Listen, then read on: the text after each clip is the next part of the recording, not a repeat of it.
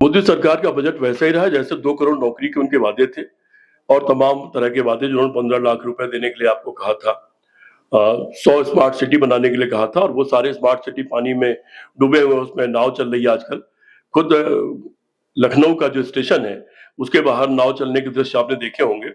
जिस गुजरात मॉडल की बात की गई थी वहां के सूरत में नाव चलने के दृश्य आपने देखे होंगे। तो इस तरह के स्मार्ट सिटी बनाए हैं उन्होंने।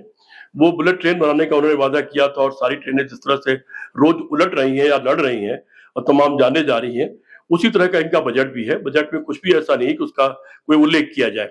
मनरेगा जो बहुत बड़ा आधार है ग्रामीण क्षेत्र की जनता का, कि उसको कम से कम रोटी मिल जाती है मनरेगा के द्वारा, ये कांग्रेस का एक बहुत बड़ी योजना थी जिसका नरेंद्र मोदी ने संसद में खड़े होकर मजाक उड़ाया था। लेकिन उस मनरेगा ने तमाम नौजवानों को रोक रखा है किसी गलत दिशा में जाने के लिए।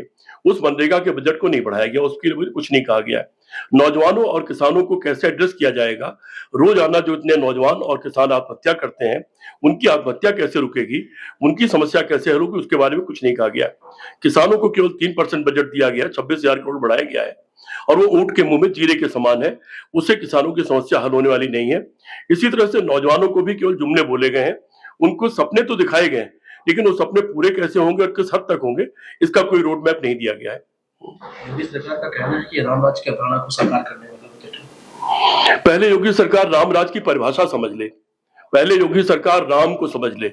जिस दिन योगी जी राम को समझ लेंगे उस दिन मैं उनसे बात करना चाहूंगा कि राम क्या थे, आप किस राम की परिकल्पना करते हैं।